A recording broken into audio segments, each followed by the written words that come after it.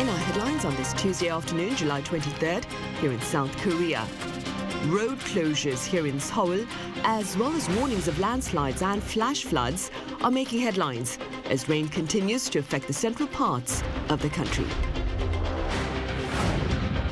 Also, on the local front, the ruling People Power Party holds a national convention this afternoon to announce its new leadership as it seeks a fresh political momentum. Over in the U.S., Vice President Kamala Harris enters the presidential campaign trail looking to win the Democratic Party's nomination with some 100 days left to the November election. Warnings of flash floods and landslides are in place in the Greater Seoul area and beyond, with rain also prompting road closures here in the capital city. Our Yoon has our top story. Heavy monsoon rain battered parts of the country overnight, and Seoul is seeing some road closures. The heavy rain has caused the Hangang River level to rise to 6.21 meters. As of 9:37 Tuesday morning, Jamsugyo Bridge has been closed in both directions, restricting all vehicle access. And between 9:50 a.m. and 11 a.m., the Yeouido-Sangnu interchange area of Olympic-Daero Expressway was closed to traffic in both directions before being reopened. And over in Incheon, where strong wind warnings had been issued, the fire department received some 58 calls related to damage from the heavy rain between 10 p.m. Monday night and 7 a.m. Tuesday morning. Parts of Incheon are seeing flooded roads and houses, as well as sea routes being suspended. Over in Cheoron County in Gangwon-do Province, firefighters were called to assist vehicles stuck in flooded roads. This as the country at one point saw heavy rainfall of 74.2 millimeters per hour. One driver was stuck in their vehicle as it filled up with floodwater, but firefighters were able to rescue them within 30 minutes of receiving the initial report.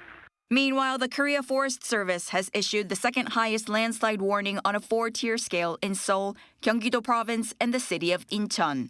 Busan, Daegu, Gwangju, and Daejeon are all under the third highest landslide warning.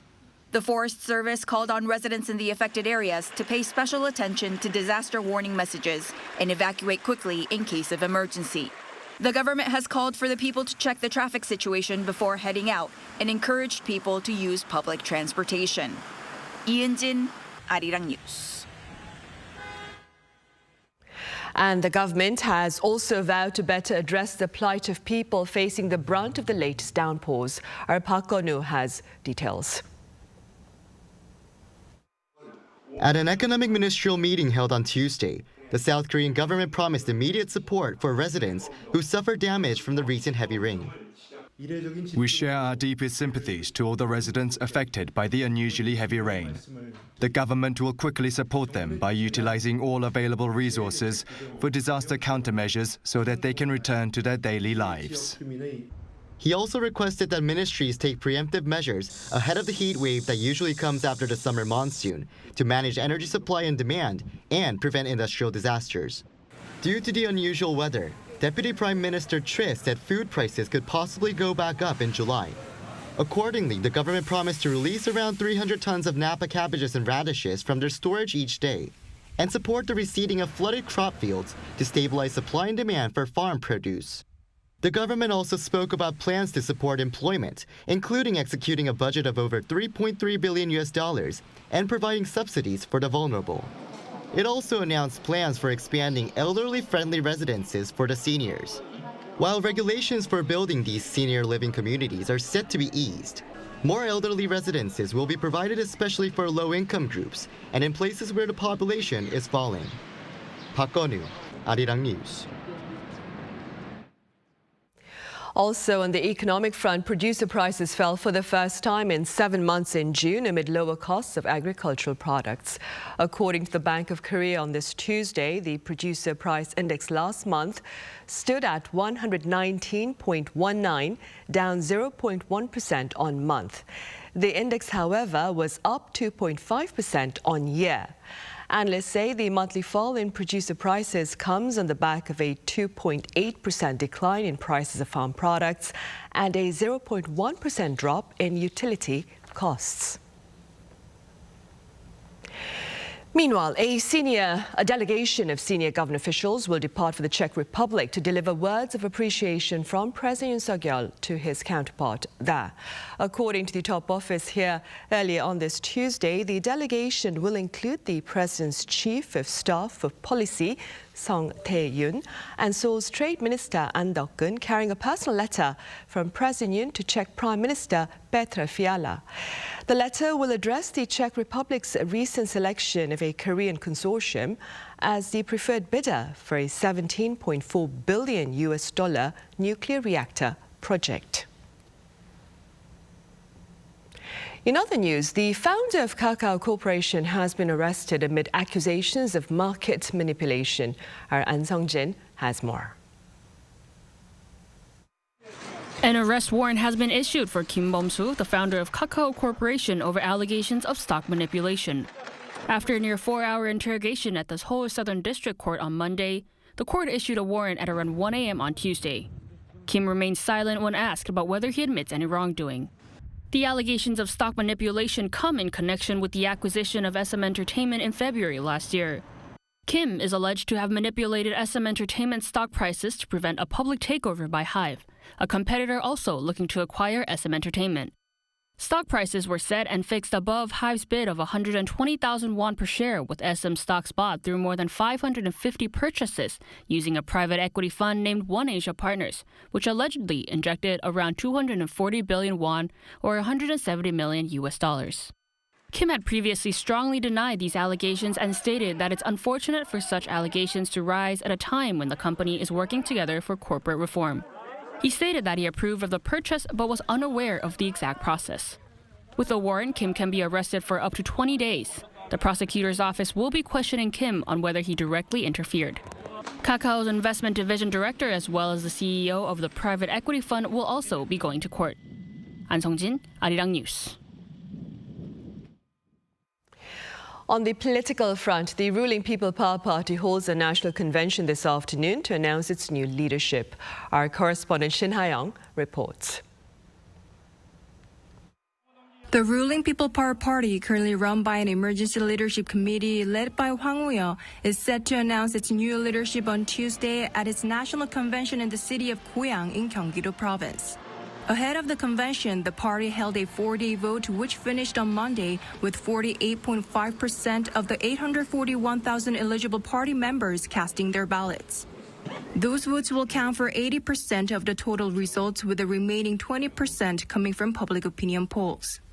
The number of eligible voters was the highest ever recorded in a PPP national convention. However, the voting rate has decreased by 6.6 percentage points from last year's record high when Kim Gi-yeon was elected as a party leader. The lower voter turnout is attributed to negative campaigning in the leadership race, where candidates focused on trying to bring down their opponents rather than discussing the party's future plans. 4 candidates are competing over the single position of party chair. If none of them win a majority, a runoff will be held between the top 2 candidates, with the winner announced on Sunday. At the same time, 9 candidates are running for 4 available seats on the party's Supreme Council, while 4 candidates are competing over a seat designated for a young member of the Supreme Council who is under 45 years old. The ruling party is choosing its new leadership about 7 months after its former party leader Kim Gi-yeon resigned in December in response to increasing calls for him to step down and revamp the troubled party ahead of the April election. Since then, the party has been operated by an emergency leadership committee. That committee was originally headed by former interim leader Han Dong-un, who then resigned after the election, taking responsibility for the party's electoral defeat. Political circles believe the new party leader, once elected, will face significant challenges in working with the opposition party under the 22nd National Assembly, where the ruling PPP only holds a minority of the seats. There's also much anticipation about how the new leadership will drive the party's reform following the recent election defeat. During their 2-year term, the new leader will also be responsible for guiding the party through the 2026 local elections. Shin Ha-young, Arirang News.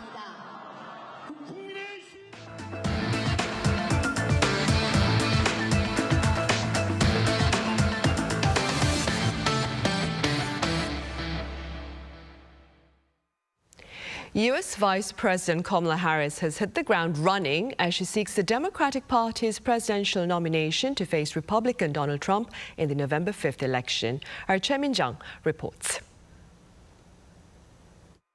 U.S. Vice President Kamala Harris began the first full day of her presidential campaign on Monday afternoon by greeting campaign staff in Delaware. She expressed her intentions to earn the Democratic nomination and win the election. So in the days and weeks ahead, I, together with you, will do everything in my power to unite our Democratic Party, to unite our nation, and to win this election. She also praised U.S. President Joe Biden's, quote, legacy of accomplishment that is unmatched in modern history. Biden joined Monday's event via phone. He said his decision to withdraw was hard, but added that it was the right thing to do. After she praised Biden, Harris turned her fire on election race rival Donald Trump. She said that Trump will bring America backward to a time before many fellow Americans had full freedoms and rights. Speaking of her past role as California's chief prosecutor, Harris called Trump a predator and a cheater. Predators who abused women, fraudsters who ripped off consumers, cheaters who broke the rules for their own gain. So hear me when I say, I know Donald Trump's type. Meanwhile, Democrats are uniting behind Harris by endorsing her as the party's front-runner for the presidential nomination. They include former House Speaker Nancy Pelosi, Bill and Hillary Clinton, and several Democratic governors. The Harris campaign claims it has pulled in roughly $81 million in donations over the span of 24 hours. According to an Associated Press survey, Harris has secured the support of enough Democratic delegates to become her party's nominee against Trump. As of Monday night, she had the support of at least 2,400 delegates, more than the 1,976 needed to ensure nomination at the August convention. Choi Min-jung, Arirang News. Also on the international front, at least 70 Palestinians have been killed and over 200 injured amid Israeli attacks on the Khan Younis area in southern Gaza earlier this week. Now, this is according to the Hamas-controlled Gaza Health Ministry. The latest offensive began early Monday morning following evacuation orders for the area, which had previously been designated as a safe zone. Israeli defense officials, for their part, claimed the operation in Khan Younis was based on intelligence of terrorist activity and efforts by Hamas to reassemble its forces. In sports news, Tottenham Hotspur has kicked off its tour of Asia. A squad of 31 players, including Son Heung-min, are travelling for the pre-season tour of South Korea and Japan. According to club officials, Rodrigo Bentancur, who recently offered a public apology for a racist remark targeting Son, is not on the squad.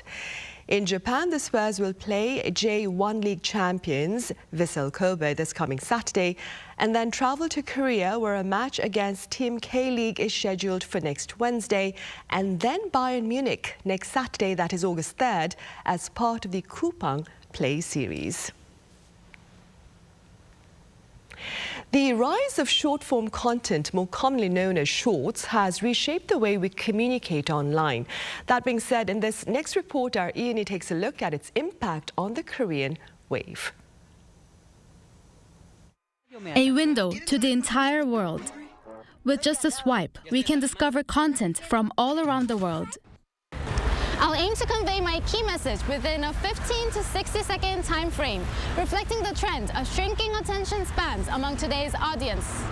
In our fast-paced world, there's a strong preference for short-form media or bite-sized content that is compact and can be quickly consumed. Whether it's entertainment, educational videos, or even news, there is something for everyone. Industry experts say that there has been a notable rise in content on short-form platforms since the late 2010s. The major platforms include TikTok, Instagram Reels, and YouTube Shorts. From short viral videos to everyday live content, these videos have reshaped how we consume mainstream culture. They have also become a powerful new tool to promote the Korean wave, especially K-pop.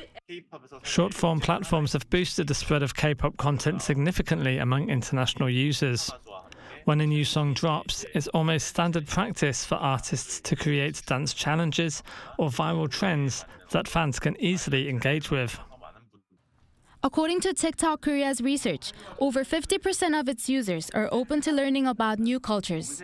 As a leading global short-form platform, viral hashtags influence both creators and users, shaping global trends and driving product purchases.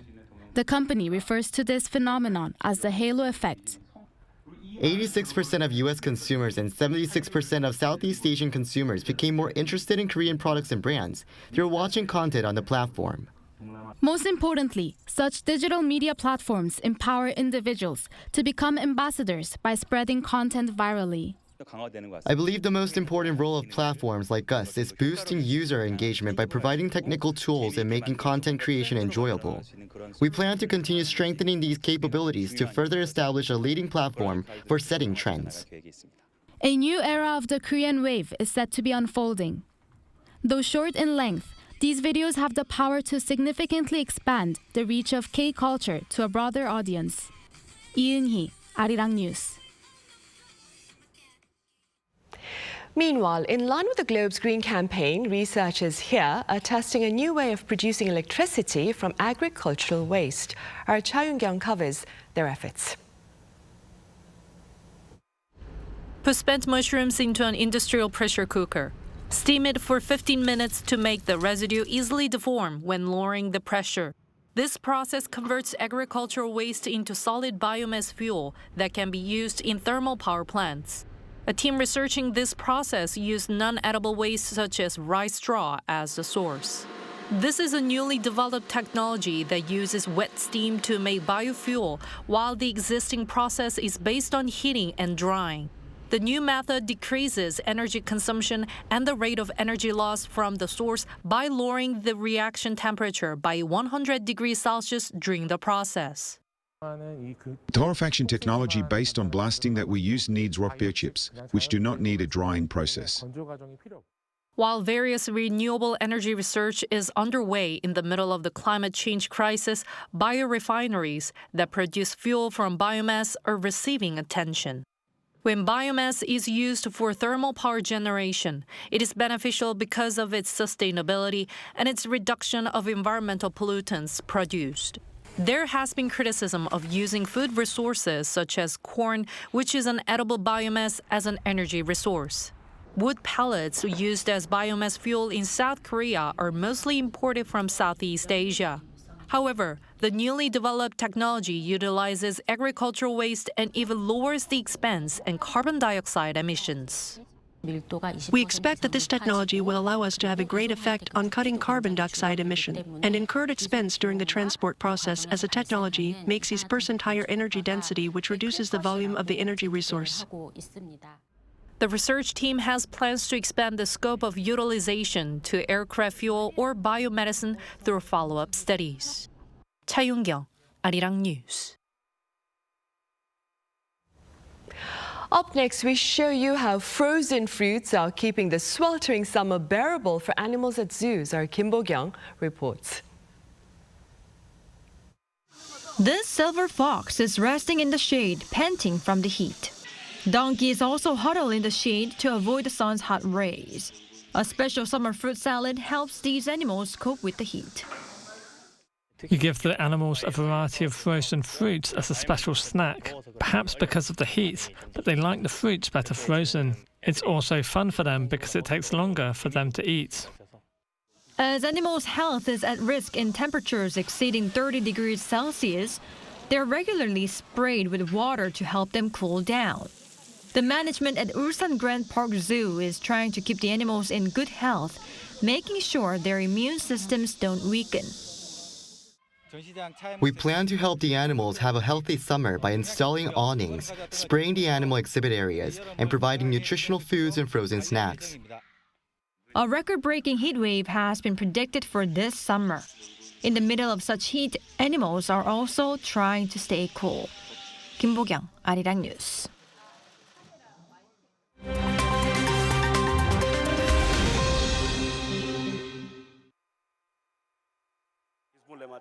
Now let's take a look at the latest news in the world now. We begin today in Ethiopia, where landslides in the country's southern Gov't region have killed at least 55 people. According to the local chief of the area, the death toll could yet increase as search and rescue efforts are ongoing. A Gov't district spokesperson stated that the first of the two landslides struck on Monday morning as the remote region saw heavy rainfall the day before. He added that locals, including police, gathered at the site to save those buried by the first landslide, and that is when the second landslide happened and those who gathered there died. Previously, landslides in Ethiopia claimed the lives of at least 32 people in 2018. Venezuela's presidential election will be held this Sunday to choose the country's leader for the next 6 years. The incumbent president, Nicolás Maduro, who has held on to power for some 11 years since President Hugo Chavez died in service, will face his biggest test yet as the country continues to struggle with unprecedented levels of poverty and emigration. He'll go up against Edmundo González Urrutia, a former diplomat running for an opposition coalition, the Democratic Unitary Platform. 74-year-old former diplomat González is the opposition's third-choice candidate as Maria Corina Machado and Corina Younis have been banned from running. While 61-year-old Maduro inherited an economy beset by high inflation and unemployment, his leadership has presided over Venezuela's economic collapse. Maduro has also been accused of authoritarianism, including the imprisonment of opposition politicians. Nepal's newly appointed Prime Minister, Khadga Prasad Oli, won a vote of confidence in Parliament on Sunday to secure his position. Commonly known as KP Sharma Oli, Nepal's new Prime Minister, 188 votes in favour, with 74 against, in the 263-member House of Representatives. The 72-year-old veteran communist leader was sworn into office for the fourth time last Monday after shaping a new alliance with his main coalition partner, Nepali Congress, and several other smaller parties.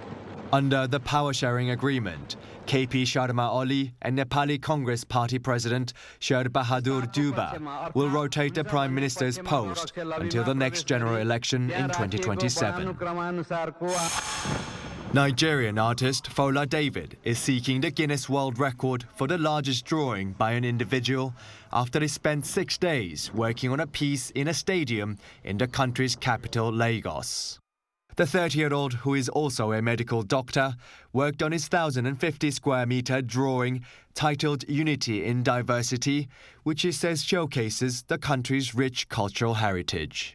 David's drawing shows an image of two giant hands holding a map of Nigeria, a project that was a long-held dream. He also failed to break the record in 2015. Kim Beom-soo, Arirang News.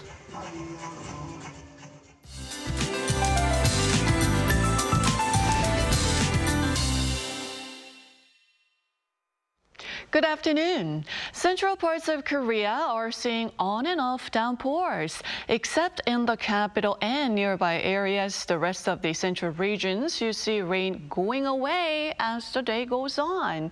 Meanwhile, certain provinces are bracing for a scorcher, with heat wave alerts being in place. Daegu and Jeju could see a high of 34 degrees Celsius under partly sunny skies, but high humidity will make it feel hotter. So those traveling from south to north or vice versa need to take the weather into account and have an umbrella or sun gear ready. UV rays are forecast to go up in certain provinces, so have your sun protection handy. Meanwhile, Seoul gets up to 27 degrees, Daejeon topping out at 32 degrees Celsius. Monsoon rain takes a break in central regions from tomorrow, while some weather experts are saying that the tropical storm Kemi has pushed away the monsoon front from the Korean peninsula. Then the sweltering heat will set in. With that in mind, let's take a look at the international weather conditions.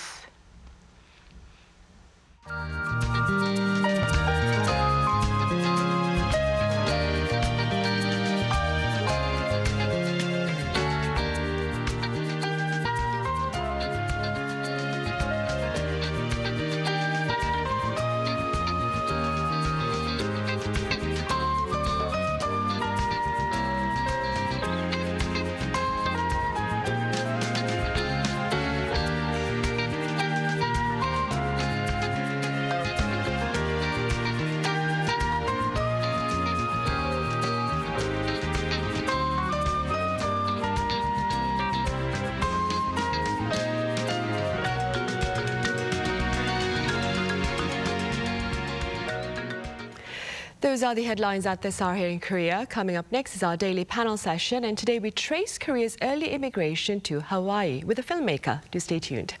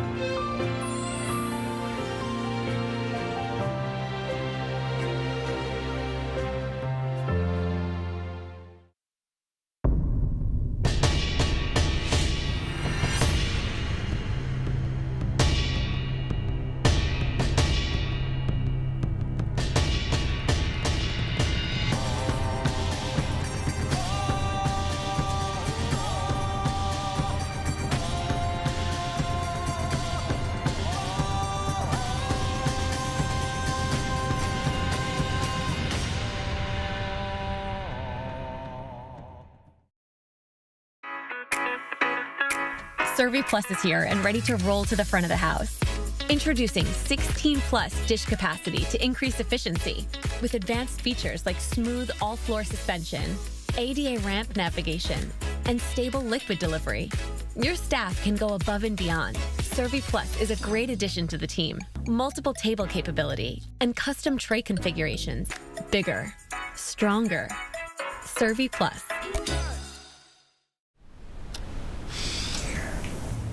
우리 이제 각방 써. 각방 쓰자고. 각 방마다 클레어 공기청정기. 안방에도 클레어, 거실에도 클레어, 공부방에도 클레어, 아이방에도 클레어. 엠보싱 필터 기술로 다르게 클레어로 각방 쓰자. 나라의 공기청정기. 클레어.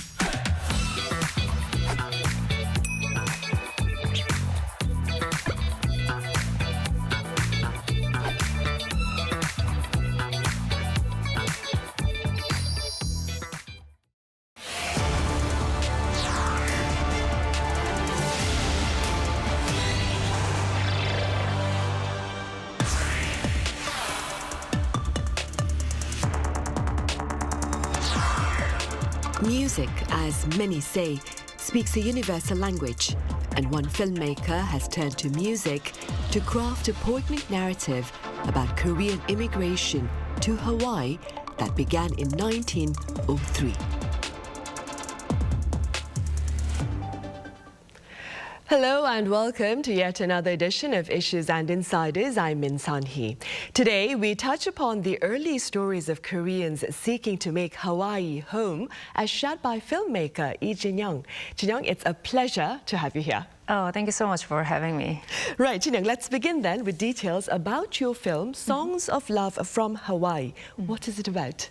Yeah, it's a musical drama film that portrays the beautiful history of Korean Americans in Hawaii. It was started from Hawaii, but now it's all over the country, and we use the music as a medium to tell the story.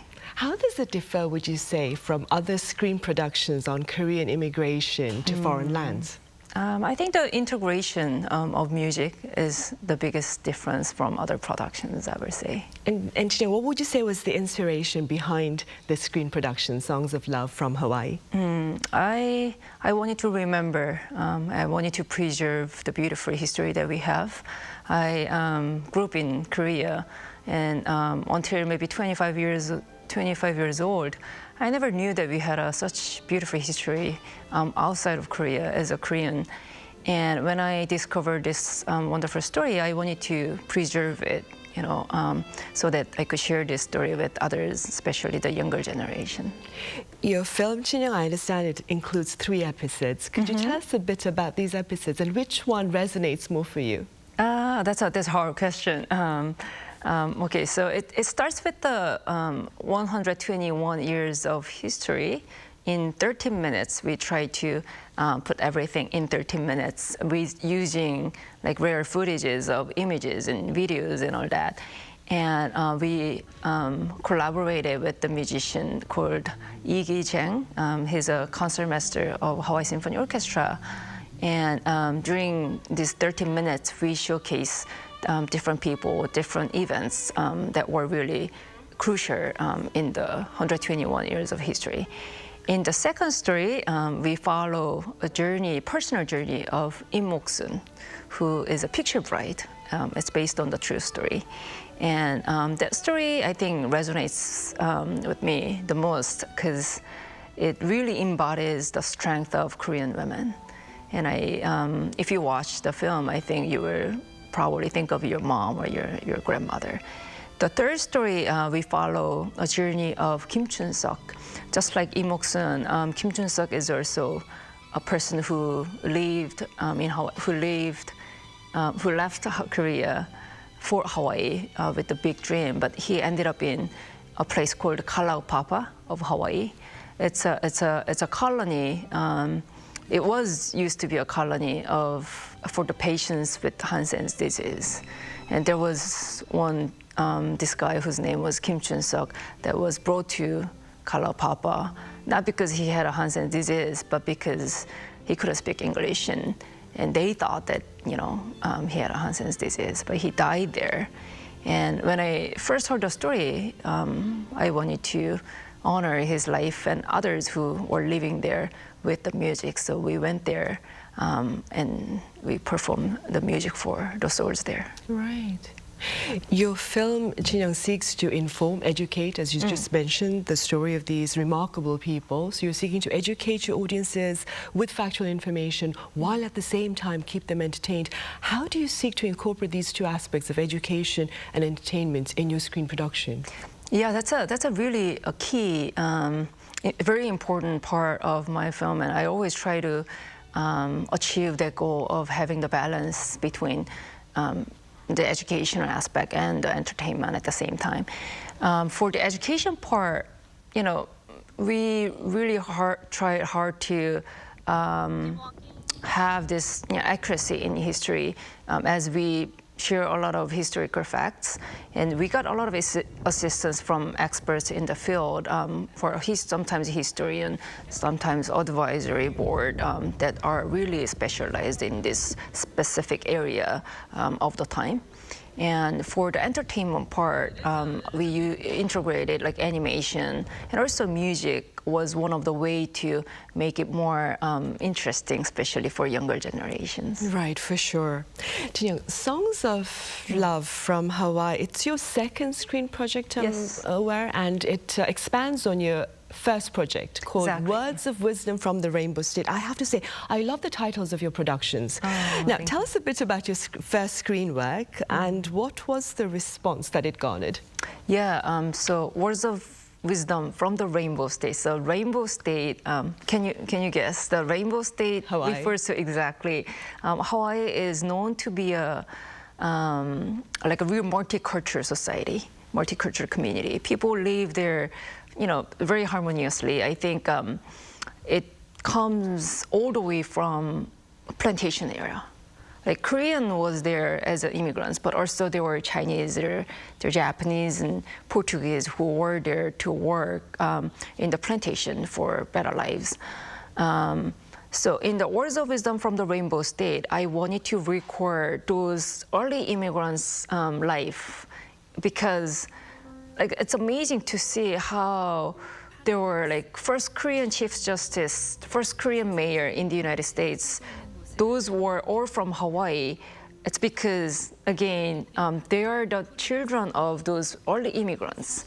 And if you think about it, people went there to work in the plantation. They worked really hard and to raise their kids to be really contributing members of the society. I just wanted to see what the secrets are. What were the words of wisdom that you received from your parents?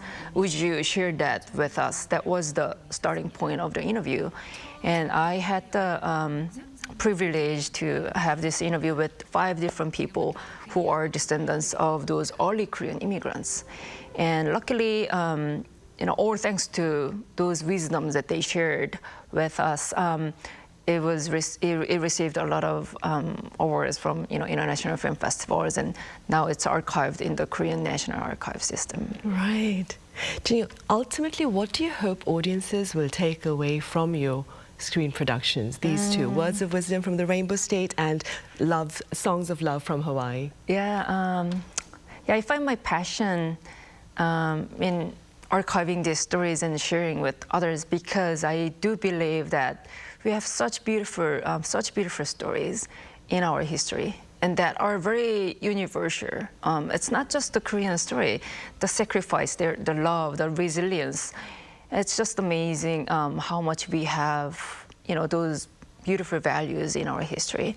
And through my production, although it's not perfect, it's a humble job, humble work that I do within my own little capacity. But through that, I want viewers to see how much love that we have received from our ancestors. And hopefully, eventually, if it reminds us the responsibility that we have for our future generation, then, that'll be great. Right. You spent like 10 years in journalism prior to becoming a filmmaker. How was that transition triggered? What made you shift careers from being I believe, a news anchor to becoming a filmmaker? Yeah, right. I know I get the questions a lot. I guess it's a little bit unique to come to the filmmaking from journalism. But if you think about it, like as a journalist, I'm sure you can understand too. I always been trying to find stories that are important but not known, or less known, I should say. And when I discovered these Korean American stories while I was working as a journalist, when I was meeting this Chief Justice Moon or Mayor Harry Kim, again, they are the descendants of Korean immigrants, early Korean immigrants. I knew that I found the stories that I want to tell, like for many, many years, because I do really believe that this is such an important stories to tell. Right, for sure. And staying with that, who are some of the filmmakers, perhaps, who you believe have helped shape your own screen style? There's so many filmmakers I really do admire, but for this specific project, Songs of Love, I should say I drew more inspiration from the musicians that I worked with. Like Richard Young, Jae O'Neill, Chi Yeon, Lee Gi-jung, and Kiola Beamer, they're all world-class musicians, but I learned so much from them. Like, for example, Killer Beamer, the guitarist who you can see there, he's a local legend in Hawaii. But not only his musical talent, but how he interacts with people, how he treats people in Hawaii, and how like his attitude toward making the music really were inspirational. And also, I enjoy classics, whether it's literature or music, because classic is it is a history, right? Accumulation of history, and it gives very profound insights, I think, and that's what I try to, I strive to have it in my own production. Simply speaking, Shin, how long did the entire project take, from planning up until it hit the screens? Sure. Yeah, it took me about like maybe 3.5 years. Yeah, for the first year was just the planning. For the next year, I applied to different grants to get the money to make this happen. And then the last year was like editing, color grading, and all that. And the special thing about that is like filming was happening in Hawaii. But then, like editing and the post-production a lot of it was happening in Korea, and so many people contributed their time and talent, because it's a non-profit film studio that I run as a solo player, and because many people believe that this is such a beautiful, important history. Like all the musicians, and also Sumi-jo, who's a well-known soprano of Korea, they all donated their time and talent, and I do really feel grateful for the collaboration that we had. And on a more personal level, Shin, do walk us through your journey from South Korea to Hawaii. You mentioned earlier that you left the country when you were 25. Yeah, right. A lot of people ask, they think that I maybe was born and raised in Hawaii, because I tell a story of Hawaii, but I was born in Korea. I live right down the street from this studio. I did all schoolings in Korea until university. And I moved to Hawaii because at first I was fascinated by its nature, landscape. Like we were just talking about how beautiful Hawaii was when you visited in 2019. 2019 for your family reunion. And so that's why I decided to move to Hawaii at first. But after working there, after maybe 4 or 5 years, I discovered this story. And it was almost shocking. Like, how did I not know this, story, that we had such amazing stories? And after that, I really had like true love for Hawaii, I think, because at first when I moved to Hawaii, even though I was the one who wanted to go to Hawaii, it was challenging to live as an immigrant.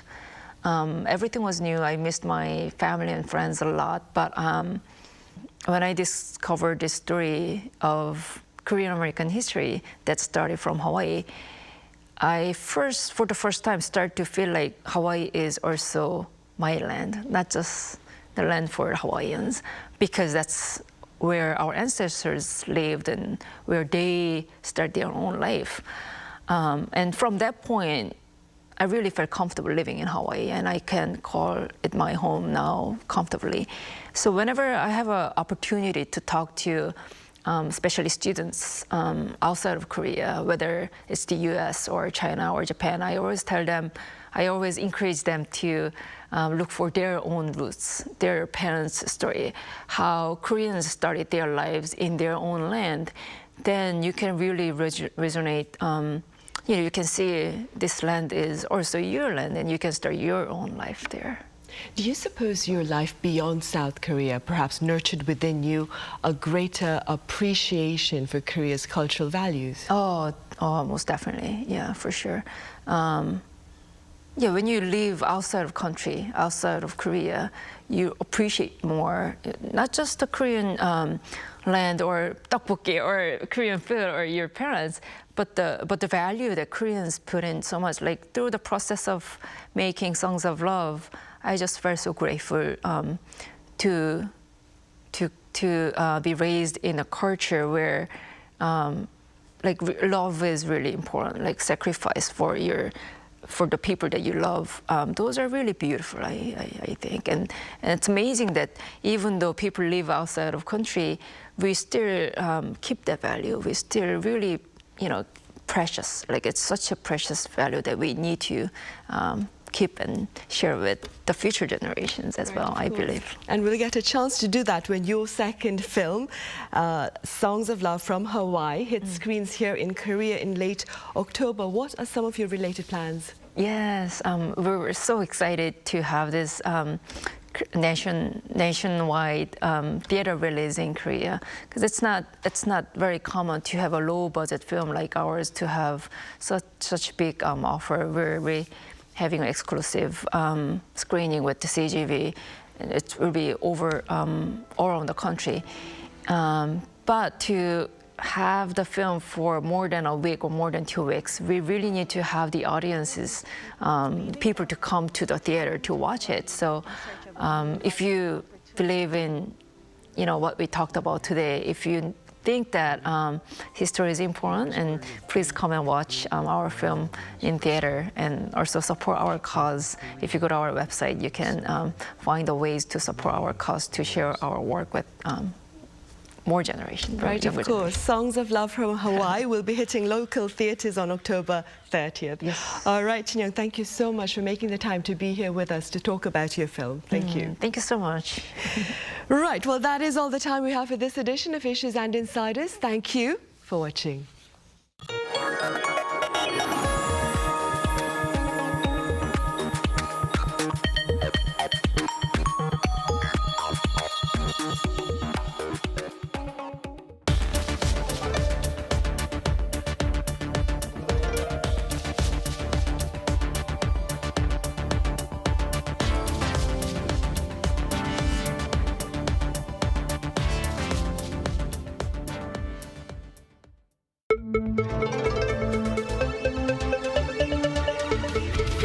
The Globalists. Listen closely to the stories of global leaders and experts. We visit them in their workplaces for interviews about art, cultural content, social science, and much more. Or we sit down in the studio for an in-depth talk exploring the visions and prospects of each discipline. It's very odd because most people don't impact. Anyone who connects Korea and other countries can come on the show and voice their opinions.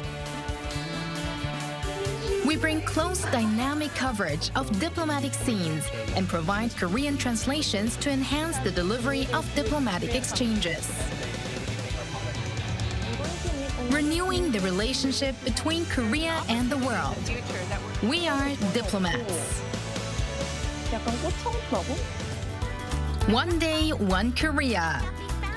All the latest things to enjoy on K-Now. Interviews with experts in non-mainstream fields on K-People. Everyday delicacies cooked up by Chef Ryan on K-Food. Foreigners' reviews of Korean movies, from the latest to independent films on K-Movie. And traditional arts come alive on K-Stage.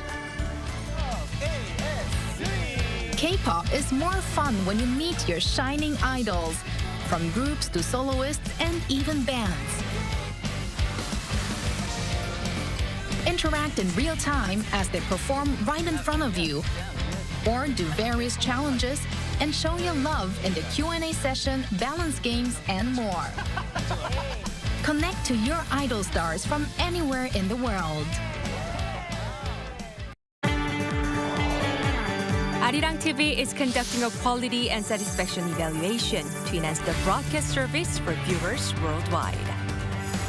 Please visit our website www.arirang.com to provide your honest opinions. Participants will be entered into a draw for a chance to win prizes. Overseas TV Viewer Survey. We look forward to hearing from you.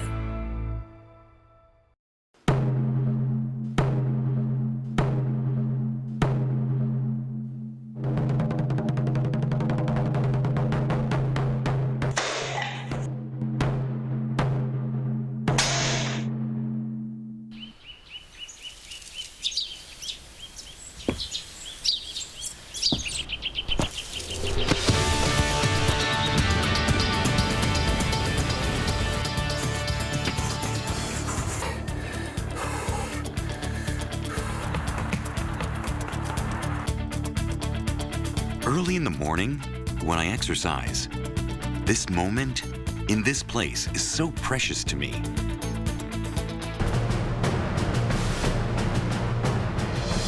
I've never forgotten my dream to become a Taekwondo master here in Korea.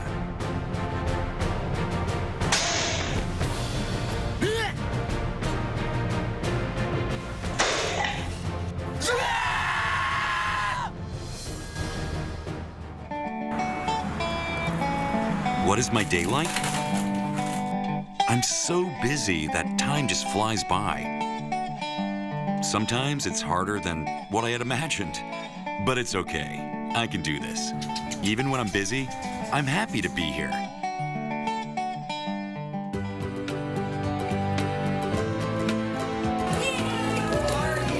The time I spend with children is very important to me. I feel happy whenever I see kids enjoying themselves.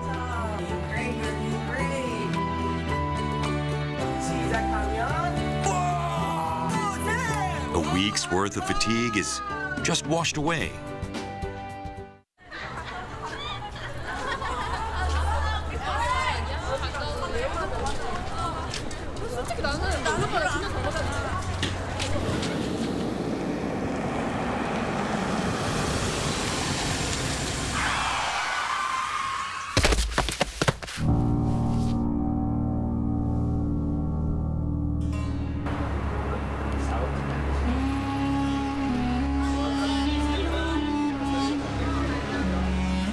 My name is Hae-san. I was the neighborhood troublemaker. I was scolded again today.